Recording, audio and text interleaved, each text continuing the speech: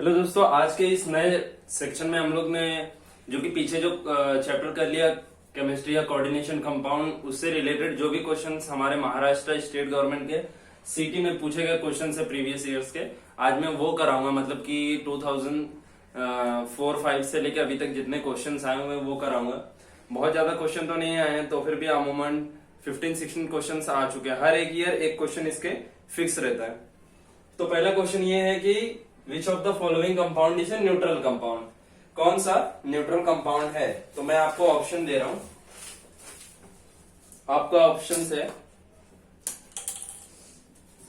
आपका पहला ऑप्शन है platinum NH3 the whole twice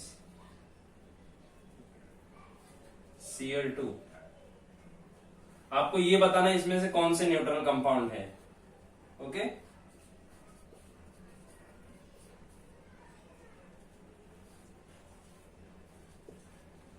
ये हो गया हमारा बी ऑप्शन, ये सी और ये डी। ये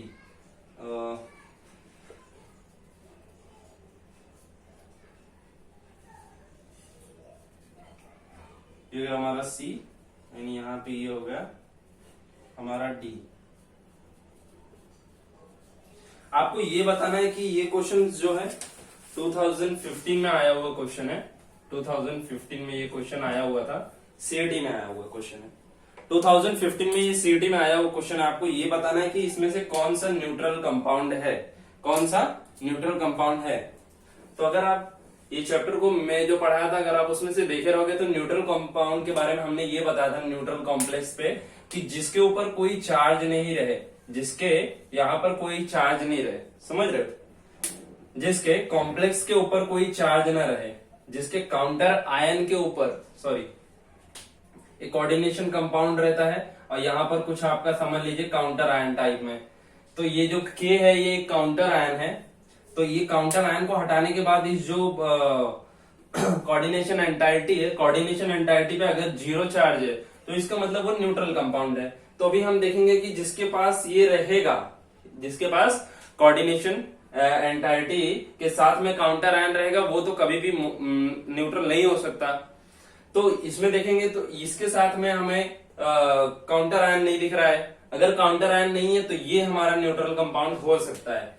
तो चलिए, पहला वाला तो काउंटर आयन नहीं है, तो इसकी वजह से पहला तो ऑप्शन डेफिनेटली इसका आंसर ये है। ओके, अभी सेकंड, थर्ड, फोर्थ पे आपको जाने की जरूरत नहीं है, क्योंकि पहला ही आपका जो ऑप्शन दिया हुआ था वो हमारे आंसर से मैच कर गया। ओके, तो इसी तरीके से क्वेश्चंस पूछे जाते हैं। इसको नोट करिए, दूसरा क्वेश्चन देखते हैं। तो चलिए, जो दूसरा क्वेश्चन है, ये जो सेकंड क्वेश्चन है, ये भी क्वेश्चन आपके सीटी में पूछ चुका गया है। ये क्वेश्चन भी आपको सीटी में पूछ चुका गया है। कब आया था? ये आया था 2015 में। 2015 में ये क्वेश्चन आ चुका है एक बार में। तो देखो, बेसिकली आपको इस चैप्टर से बहुत ज्यादा हार्ड क्वेश्चन पूछने की संभावना कम है। ज्यादातर आपको इसी तरीके से IUPAC पूछेगा या ऑक्सीडेशन नंबर पूछेगा, समझ रहे हो। तो अगर हम इसे देखेंगे, इसका हमें IUPAC नेम लिखना है, IUPAC नोमेनक्लेचर। अगर आप मेरा वीडियो देखे रहोगे तो IUPAC नोमेनक्लेचर में मैंने आपको क्या बोला था कि कोई भी कॉम्प्लेक्स दिया हुआ है, अभी इसके अंदर काउंटर आयन तो है नहीं, इसके बाहर काउंटर आयन है नहीं। काउंटर आयन मतलब कि ये कोऑर्डिनेशन स्फीयर हो गया, और इसके बाहर कोई भी अगर दिया हुआ है, इसके बाहर भी अगर कुछ लिखा हुआ है, तो हम उसको काउंटर आयन के टर्म में लेते हैं। क्या लिखते हैं? उसको काउंटर आयन लिखते हैं। लेकिन अगर आप देखोगे तो इसके अंदर हमें कोई काउंटर आयन नहीं है, इसमें काउंटर आयन नहीं है। तो काउंटर आयन नहीं, तो हमें कॉम्प्लेक्स का नाम लिखना है। और कॉम्प्लेक्स का नाम के लिए, कॉम्प्लेक्स का नाम हम किस तरीके से लिखेंगे? कॉम्प्लेक्स का नाम अगर हमें लिखना है तो सबसे पहले हमें कॉम्प्लेक्स के अंदर जाना पड़ेगा और उसके अंदर एंट्री मारे। अगर हम इस घर के अंदर एंट्री मारे तो सबसे पहले हमने क्या बोला था कि जितने भी लिगेंड्स है, लिगेंड्स, पहले हमें लिगेंड्स का नाम लिखना पड़ेगा, फिर हम सेंट्रल मेटल एटम का लिखेंगे। तो चलिए पहले लिगेंड्स का नाम लिख लेते हैं। अगर लिगेंड्स हमारे पास मल्टी लिगेंड्स है, मतलब कि एक से ज्यादा लिगेंड्स है, एक से ज्यादा लिगेंड्स है, तब हमें ये देखो हेट्रोलेप्टिक कॉम्प्लेक्स का एग्जांपल भी बन सकता है, क्योंकि इसके अंदर लिगेंड्स जो है अलग अलग टाइप के हैं। एक अमोनिया ग्रुप है, एक नाइट्रो ग्रुप है। क्या है? एक अमाइन ग्रुप है, एक नाइट्रो ग्रुप है। तो अगर हम इसका नाम लिखने की कोशिश करेंगे तो हमें अल्फाबेटिकल ऑर्डर में जाना पड़ेगा। अगर दो दो लिगेंड्स है तो हमें डेफिनेटली अल्फाबेटिकल ऑर्डर में जाना पड़ेगा। तो चलिए, अगर अल्फाबेटिकल ऑर्डर में हम इसको प्रोसीड करते हैं, तो इसका अमाइन और इसका नाइट्रो, तो डेफिनेटली ए पहले आता है, तो हम लोग अमाइन को पहले प्रेफरेंस देंगे। तो ट्राई अमाइन, क्योंकि 3 है, 3 अमाइन, एक मिनट, सॉरी, हाँ यहां पर ये भी 3 था, ये भी 3 था, बराबर। ट्राई अमाइन, 3 अमाइन था, बराबर, 3 अमाइन दिया हुआ है, ट्राई अमाइन। और उसके बाद में हमने एक लिगेंड्स का नाम लिख दिया, अभी दूसरा लिगेंड्स हमको बचा हुआ है जो कि नाइट्रो है। ट्राई अमाइन, ट्राई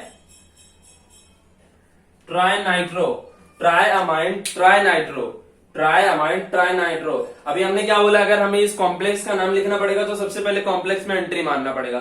चलिए भाई साहब, हमने कॉम्प्लेक्स में एंट्री भी मार ली। कॉम्प्लेक्स में एंट्री मारने के बाद में हमने सेंट्रल मेटल एटम को छोड़ा और लिगेंड्स को बोला गया था कि सबसे पहले प्रेफरेंशियल ऑर्डर में हमें उनका नाम लिखना पड़ेगा। हमने लिगेंड्स का नाम तो लिख दिया। यहाँ पे 2 लिगेंड्स थे, एक हेट्रोलेप्टिक कॉम्प्लेक्स के जैसा में था, तो हमने एक नाम इसको लिख दिया जिसको हम लोग ने ट्राइअमाइन लिखा, और ये ट्राई नाइट्रो, ये हमने दोनों लिगेंड्स का यहाँ पे लिख दिया, और उसके नंबर दोनों के 3-3 थे, इसके लिए ट्राई हमने यूज किया। अभी सेंट्रल मेटल एटम को लिखना है, तो कोबाल्ट क्या लिखेंगे, CO। देखो, आपको एक बेसिकली हमने IUPAC में एक चीज बताना भूल गया, जहां पर एम्बिडेंटेड लिगेंड्स आएंगे, एम्बिडेंटेड लिगेंड्स मतलब वो जिसके पास 2 डोनेटिंग साइड हो, बट एट अ टाइम वो एक से बॉन्ड बनाएगा।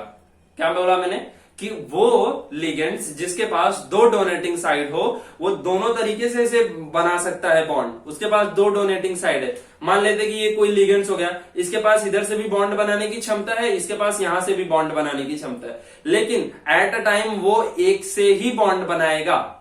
ये ऐसा नहीं बॉन्ड मुड़ के उसमें नहीं टच हो जाएगा, मैं बता रहा हूं आपको कि एट अ टाइम वो एक ही तरफ से बॉन्ड बनाएगा।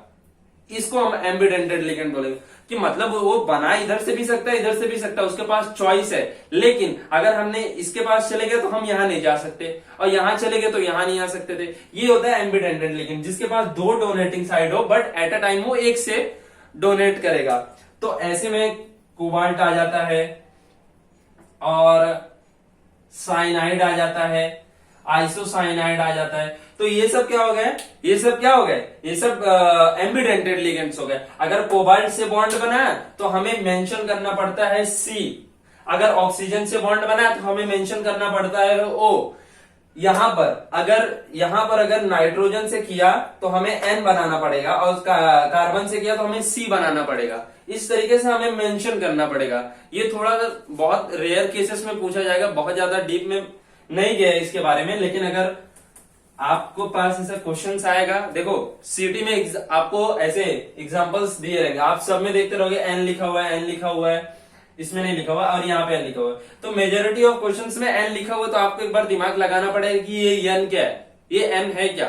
तो समझ जाने का कि N मतलब ये हो गया कि जैसे अगर हम लोग सेकंड को मान लेते कि सेकंड मान लीजिए हमारा आंसर है, तो जो इसका N है, N मतलब कि ट्राइनाइट्रो ट्राइअमाइन जो है ना, वो N के थ्रू कोबाल्ट से बॉन्ड बनाएंगे, N के थ्रू कोबाल्ट से बॉन्ड बनाएंगे, मतलब नाइट्रोजन की तरफ से। नाइट्रोजन मान लीजिए कि इसके अंदर एक नाइट्रोजन है, एक हाइड्रोजन है, तो ये बॉन्डिंग कहां से करेगा, N से कोबाल्ट की तरफ में जाएगा, N की तरफ से कोबाल्ट की तरफ में जाएगा। और यहां पर जो NO2 है, नाइट्रो ग्रुप है, नाइट्रो ग्रुप में भी इधर N है, इधर O है, तो ये N से ही बॉन्ड बनाएगा, इसलिए हमें यहां पर मेंशन करना पड़ेगा N लिख दिया। अभी देखो प्रोसीड करते हैं, और आगे हमें central metal atom CO, cobalt, हमने यहां पर कोबाल्ट लिख दिया। चलिए अभी देखो, अब हमें लिखना पड़ता है लास्ट में, अगर हमने सेंट्रल मेटल एटम के साथ में कभी भी हम लिखेंगे तो IUPAC में सेंट्रल मेटल एटम, तो उसके बाद हमें उसका ऑक्सीडेशन स्टेट लिखना पड़ता था। तो ऑक्सीडेशन स्टेट इसका कोबाल्ट का अगर आप निकालोगे तो इसका 3 आएगा, अगर आप निकालोगे तो इसका ऑक्सीडेशन स्टेट 3 आएगा। तो हम इसको रोमन में ब्रैकेट में यहां पर 3 लिख देंगे। तो ये रहा हमारा आंसर, ट्राइअमाइन ट्राइनाइट्रो एन से बॉन्ड बना रहा है। ट्राइनाइट्रो और ट्राइअमाइन जो है, सॉरी, ट्राइअमाइन और ट्राइनाइट्रो जो है एन के थ्रू कोबाल्ट से बॉन्ड बना रहा है। किस कोबाल्ट से? जिसके पास जिसका ऑक्सीडेशन नंबर 3 है, जिसका ऑक्सीडेशन नंबर 3 है। तो ऐसा हमारे ऑप्शन में कौन सा है? तो ए है। तो ये हमारा हो गया आंसर। तो इसी तरीके से एक माइनर क्वेश्चन पूछे जाएंगे 1 मार्क के लिए। पहाड़ चढ़ने वाला क्वेश्चन नहीं आएगा, ऐसे इजी क्वेश्चन रहेंगे। So note it down. अभी ये क्वेश्चन हम आपको कराने जा रहे हैं, थर्ड क्वेश्चन, जो कि 2012 में पूछा गया है। 2012 में क्वेश्चन आया हुआ था, सीईटी का क्वेश्चन हुआ है, 2012 में आया हुआ था। तो इसमें क्या पूछ रहा है कि एक आपको कॉम्प्लेक्स दे दिया गया है जो कि एक कैटायोनिक कॉम्प्लेक्स है। कैसा कॉम्प्लेक्स है? कैटायोनिक कॉम्प्लेक्स है। उसके ऊपर चार्ज क्या है? पॉजिटिव का 2 है। पॉजिटिव का 2 मतलब कि ये कैसा कॉम्प्लेक्स है? कैटायोनिक कॉम्प्लेक्स है। Show the following hybridisation.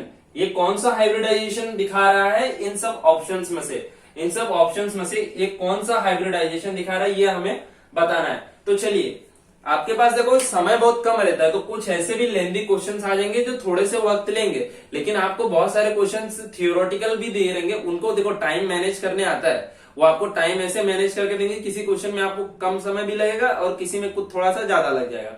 तो वो एक्यूरेटली मैनेज करके देंगे, क्योंकि वो प्रोफेसर जो सेट करते हैं वो ये सब पहले सॉल्व करके देखे रहते हैं। शायद आप ही कोई फाइनेस्ट वे से नहीं जा रहे हो, आप ही कोई अच्छे तरीके से उस क्वेश्चन को नहीं सॉल्व कर रहे हो, तो आपको लेंदी लगेगा, उसके लिए वो जिम्मेदार नहीं है। लेकिन जहां तक है कि थोड़े बहुत क्वेश्चंस लेंदी रहेंगे, थोड़े बहुत क्वेश्चंस लेंदी रहेंगे।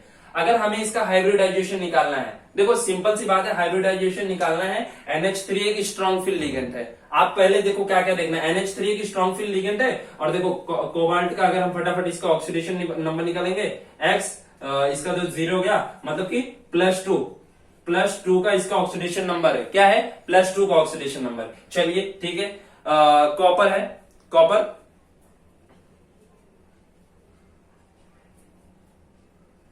कॉपर है ये ना। तो चलिए शुरू करते हैं। इसका ऑक्सीडेशन नंबर हमें पता चल गया, ऑक्सीडेशन नंबर इसका +2 है। और अगर हमें कॉपर का Z निकालना है तो Z है इसका 29। कॉपर का एटॉमिक नंबर हो गया 29। अगर कॉपर का एटॉमिक नंबर आपको पता चल गया तो आप भैया इसको फटाफट डब्बा बनाओ और बैठाते चले जाओ। डब्बा बैठाओ। देखो एर्गन का 18 हो गया, 3D N4S। इसका इलेक्ट्रॉनिक कॉन्फ़िगरेशन इस तरीके से फटाफट लिखने का, उसके नियरेस्ट नोबल गैस को ले लेने का। मैं इस तरीके से आपको करना सिखाया था। जो भी रहेगा उसके नियरेस्ट, मतलब वो जो आगे जिसको पकड़ने वाला है, जिसको वो प्रोसीड करके आगे वो मिलने वाला है, उस नोबल गैस को पकड़ लेने का, या फिर वो उसके नियर बाय में, एर्गन उसके नियर बाय में था। 18 के बाद में अगर हम देखेंगे 18, 19, 20, 9, डी में हमने 1 दिया, डी में हमने 1 दिया। ये हो गया हमारा, ये हुआ।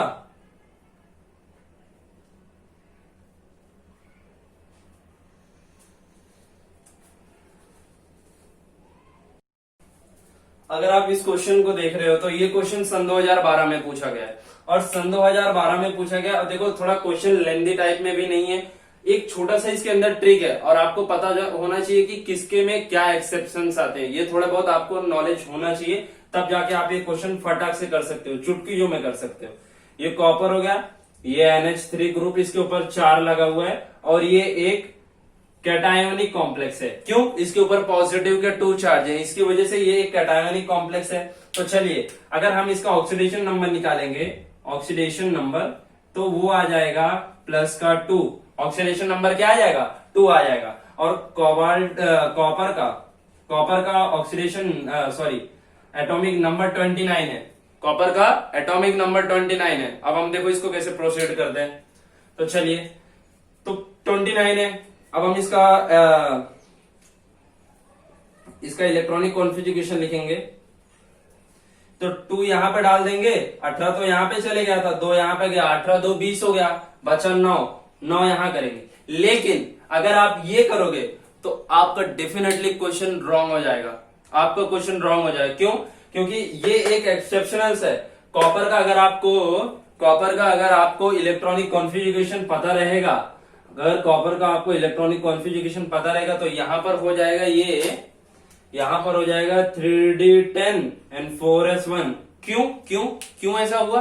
क्यों यहाँ का एक इलेक्ट्रॉन इसके ऊपर शिफ्ट हो गया? देखो भैया, ये बोलते हैं कि इसका घर बसने वाला था, एक इलेक्ट्रॉन की कमी थी, तो उसने ऐसे ले लिया क्योंकि उसके पास 9 इलेक्ट्रॉन है, सिर्फ एक इलेक्ट्रॉन से उसका पूरा पैक हो जाएगा, पूरा उसका इलेक्ट्रॉन कंप्लीट हो जाएगा, तो वो इसके पास आ जाता है, इसके पास खींचने की क्षमता ज्यादा बढ़ जाती है, इसके लिए यहाँ का इलेक्ट्रॉन ये पुल करके अपने पास खींच लेता है, इसलिए इसका पूरा कंप्लीट फील्ड हो जाता है। अगर यहाँ पर 5 रहता, अगर 4 रहता और इसके पास 2 रहता तो फिर भी एक खींच लेता। क्यों? हाफ फील्ड हो रहा है ना, हाफ फील्ड ज्यादा स्टेबल हो जाएगा। हर एक चीज को स्टेबिलिटी चाहिए, स्टेबिलिटी के लिए तो उसने एक इलेक्ट्रॉन अपने पास छीन लेता है। ओके, ये करोगे तब जाके आपका आंसर राइट आएगा। तो चलिए, हमने इलेक्ट्रॉनिक कॉन्फ़िगरेशन लिख लिया, अभी इसको बॉक्स में रिप्रेजेंट करिए, बॉक्स में रिप्रेजेंट करिए।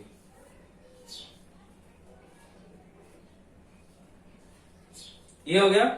अभी हमें इसमें इलेक्ट्रॉन्स देना है, तो ये 3D का हो गया, ये 3d10 4s1 एंड 4p0। अब देखो, अब हम इसमें इलेक्ट्रॉन डालेंगे 1 2 3 4 5 6 7 8 9 एंड 10 इलेक्ट्रॉन भर दिया और एक इलेक्ट्रॉन इसमें।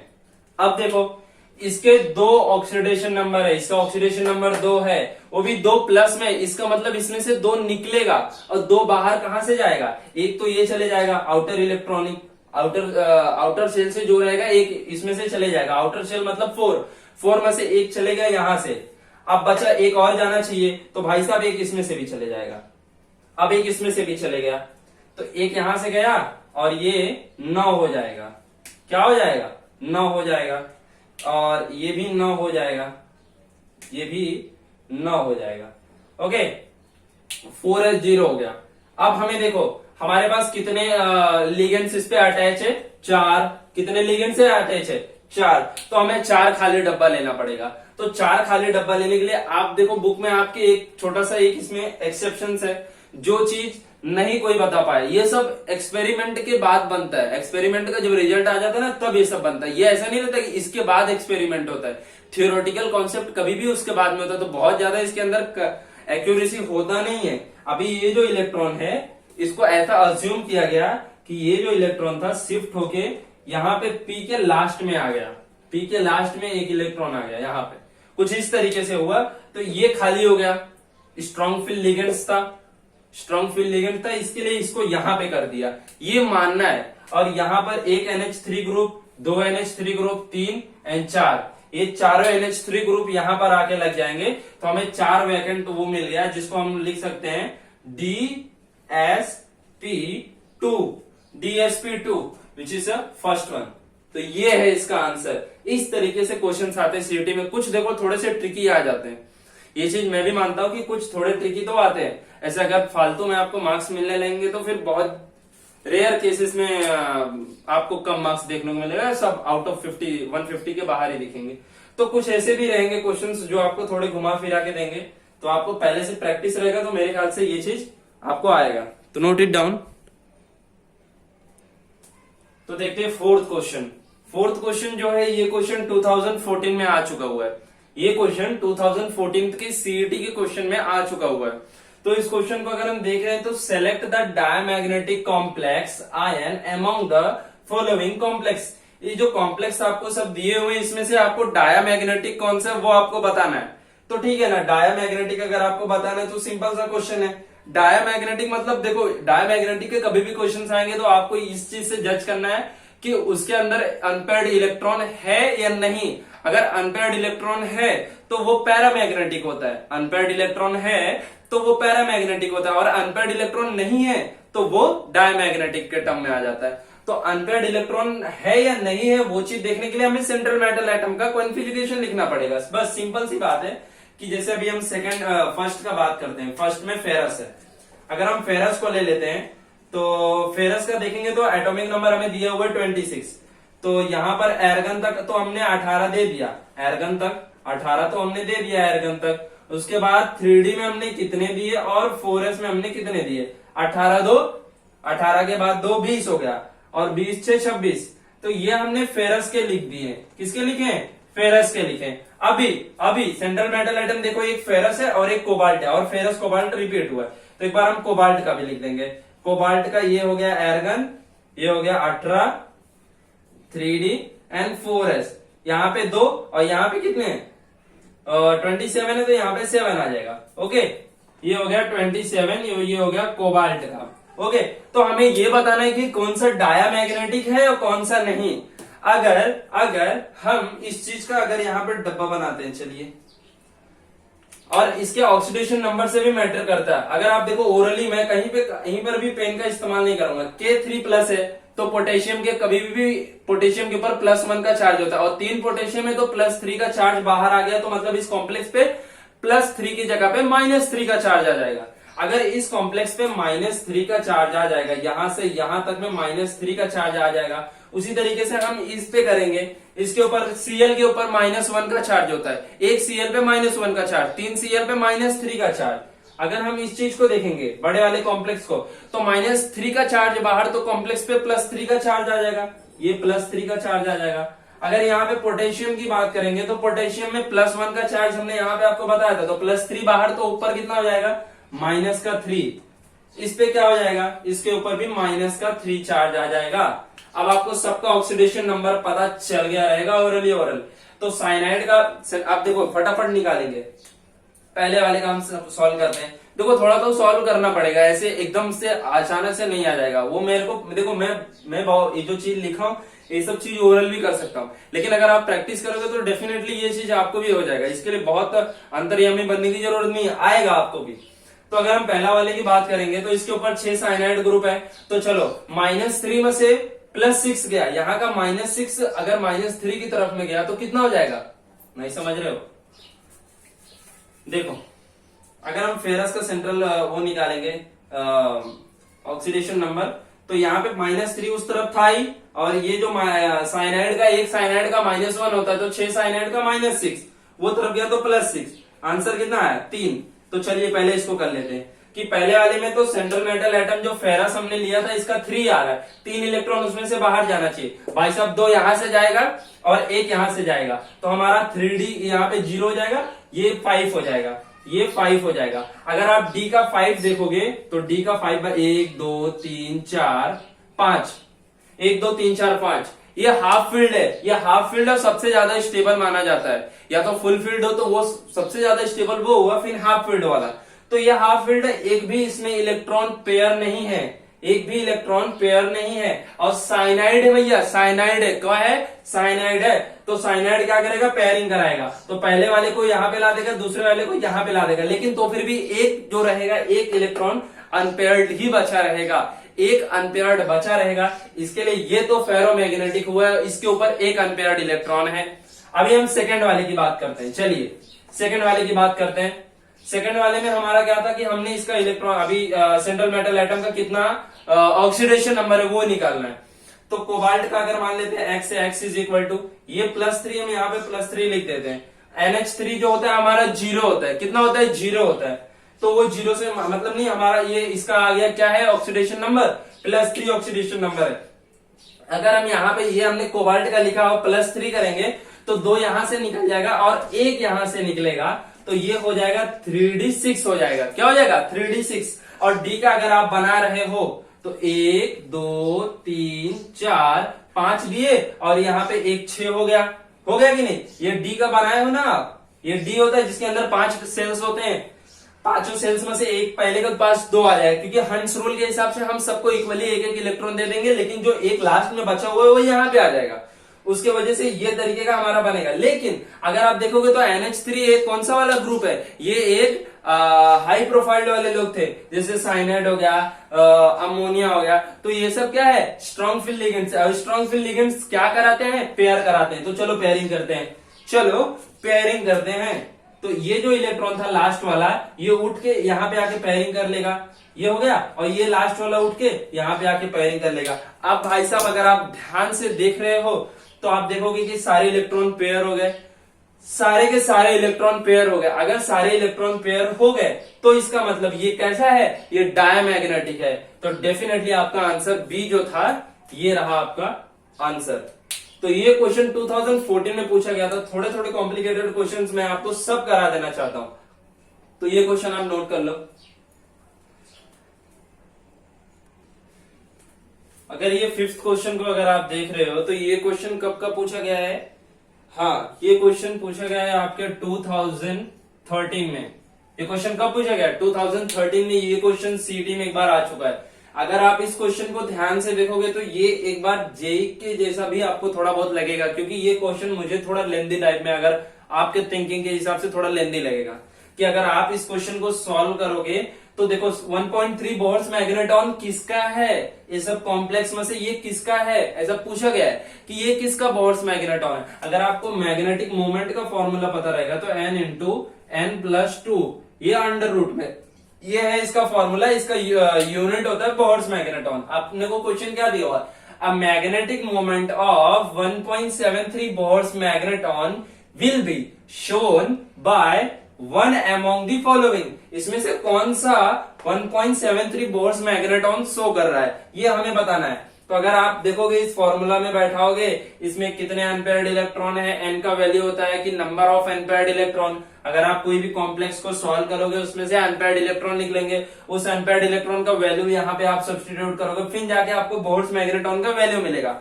अगर आप चारों के निकालोगे तो शायद आप अपने सब क्वेश्चन को छोड़ करके 5-6 क्वेश्चन का समय सिर्फ आप इसमें लगाओगे, तब जाके शायद तब जाकर के आपको इसका आंसर मिलेगा। लेकिन मैं आपको एक शॉर्ट ट्रिक्स बताता हूं, या तो बहुत सारे लोग इसका तुक्का मार के आ जाएंगे, बोलेंगे बहुत ज्यादा दिमाग नहीं लगाएंगे, लेकिन तुक्का मारने की जरूरत नहीं है। आप देखो, हमें बोर्स मैग्नेटॉन दिया, अगर हम इस फॉर्मूला के थ्रू जाते हैं, सॉरी मैंने मिटा दिया, n×n+2। अगर इस फॉर्मूला के अगर आप देख रहे हो तो हमें बोर्स मैग्नेटॉन दिया 1.73 the whole square is equal to n×n+2। आपने ये देखा, आपने इतना कुछ किया, हमने इस स्क्वायर रूट को इस तरफ ले लिया। अगर हम इसको 1 के जैसा ट्रीट करें और n का वैल्यू निकाले तो हमें n का वैल्यू 1 मिल रहा है। ऑन सॉल्विंग n का वैल्यू हमें 1 मिल रहा है, n का वैल्यू हमें 1 मिल रहा है। तो इसका मतलब कि बोर्स मैग्नेटॉन जिसका 1.73 है उसमें n का वैल्यू 1 है, मतलब उसका एक ही अनपेयर्ड इलेक्ट्रॉन मिलेगा। और ऐसे अगर एक अनपेयर्ड इलेक्ट्रॉन है तो हम थोड़ा सा ओरल ट्रिक भी लगाएंगे अपने हिसाब से। ओरली सोचो कि इसमें जैसे कॉपर दिया हुआ है, NH3 दिया हुआ है, कॉपर दिया हुआ, कॉपर का कितना है 29 है, कॉपर का हमें कितना एटॉमिक नंबर है 29 है। तो 29 अगर है तो अगर आप इसको एर्गन के हिसाब से करोगे तो 18 एर्गन ले लिया, 3D में 10 इलेक्ट्रॉन आ जाएंगे और 4s में 1 इलेक्ट्रॉन आ जाएगा। और देखो तो NH3 ग्रुप है और +2 का साइन है, NH3 मतलब 0 और इसके ऊपर ऑक्सीडेशन नंबर कितना है 2 है। तो भाई साहब एक यहां से चले जाएगा और एक यहां से चले जाएगा, तो हमें यहां कितना मिलेगा, ये हो जाएगा 9। और 9 को अगर हम बॉक्स में बनाएंगे 1 2 3 4 5 6 7 8 9, एक हमारा अनपेयर्ड है, एक अनपेयर्ड इलेक्ट्रॉन है इसमें। इसका मतलब हमारा आंसर कोई और नहीं बल्कि ये फर्स्ट वाला है। तो बहुत बार ऐसा होगा कि आपको पहला ही आंसर फटाक करके मिल जाएगा इतने लेंथी क्वेश्चन के, जिसके लिए आप बहुत ज्यादा हेडेक कर रहे थे। बस आपको थोड़े से ऐसे ट्रिक्स क्लिक होने चाहिए कि आप इसको क्या एज्यूम कर लो, तो आपका एन का वैल्यू क्या आ जाएगा, आप इसको इस तरीके से करोगे तो फटाक करके आ जाएगा। समझ रहे हो? तो ये भी नोट कर लो। कुछ ऐसे सिंपल क्वेश्चंस भी आ जाएंगे, जैसे 6th क्वेश्चन अगर आप इसको ध्यान से देखोगे तो ये भी एक बार सीटी में आ चुका हुआ क्वेश्चन है कि how many ions are produce in the solution. एक सॉल्यूशन अगर हम बनाएंगे, सॉल्यूशन मतलब कि एक डब्बा वाटर ले लेते हैं, पानी ले लेते हैं एक डब्बे में, और ये हम आयंस को उसमें डालते हैं। ये पूरे कोऑर्डिनेटिंग कंपाउंड को हम उसमें डालेंगे तो हमें कितने आयंस मिलेंगे। मैंने आपको पहले बोला था कि जो कि कॉमन सॉल्ट होता है पूरी तरीके से डिसोशिएट हो जाता है। उसके बाद अगर हम डबल सॉल्ट लेते हैं तो डबल सॉल्ट के अंदर जो बड़े बड़े फॉर्मूलास होते हैं उसके अंदर उसके एक छोटे छोटे कॉन्स्टिट्यूएंट एटम के फॉर्म में वो टूट जाता है। लेकिन अगर हम बात करते हैं एक कोऑर्डिनेशन कंपाउंड की, तो कोऑर्डिनेशन कंपाउंड सिर्फ और सिर्फ 2 पार्ट में टूटेगा। एक कि वो अपने कोऑर्डिनेशन एंटाइटी और एक वो काउंटर आयन। तो काउंटर आयन में 3 Cl बाहर निकलेंगे, 3 Cl- बाहर निकलेंगे और ये पूरा का पूरा एक रहेगा। ये पूरा का पूरा एक ही रहने वाला है, इस पे कोई फर्क नहीं पड़ेगा साहब, इसके ऊपर +3 के चार्ज रहेंगे। ये तो अगर आप देखोगे तो एक ये हो गया और 3 ये, कितने टूटे, कितने आयंस बन गए इसके पानी में डालते, 4 आयन बन गए। तो आपके ऑप्शन कौन से हैं, ऑप्शन सी। तो कुछ इस तरीके से सिंपल क्वेश्चंस भी हैं जो पूछे गए हैं, तो बहुत ज्यादा हेडेक करने की जरूरत नहीं है कि क्या हम लिखेंगे क्या नहीं लिखेंगे, ऐसे सिंपल क्वेश्चंस भी बहुत सारे आएंगे। सो यहीं पे मैं अपने लेक्चर को, मतलब कि अभी बहुत ज्यादा लेंथ हो जाएगा, अगर पूरा का पूरा क्वेश्चन कराने बैठो तो बहुत ज्यादा लेंथ हो जाएगा, तो यहीं तक करते हैं, फिर कभी नेक्स्ट टाइम हुआ तो हम लोग वापस से एक छोटा सा लेक्चर ले लेंगे। Okay, thank you.